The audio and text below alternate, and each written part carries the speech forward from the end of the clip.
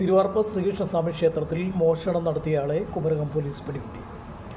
ആലപ്പുഴ സ്വദേശി ആശാകുമാറിനെയാണ് ശനിയാഴ്ച അറസ്റ്റ് ചെയ്തത്. ഇയാളെ ക്ഷേത്രത്തിലെത്തിച്ച് തെളിവെടുപ്പും നടത്തി.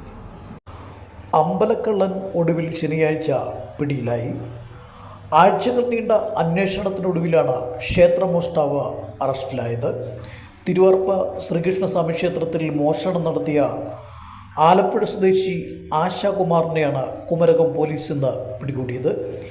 ഇയാളെ ക്ഷേത്രത്തിലെത്തിച്ച് ശനിയാഴ്ച തെളിവെടുപ്പും നടത്തി. കഴിഞ്ഞ 5-ാം തീയതി രാത്രിയിലാണ് ക്ഷേത്രത്തിൽ മോഷണം നടന്നത്. കാണിക്ക വഞ്ചികൾ തകർത്ത് മോഷ്ടാവ് പണം അപഹരിക്കുകയായിരുന്നു.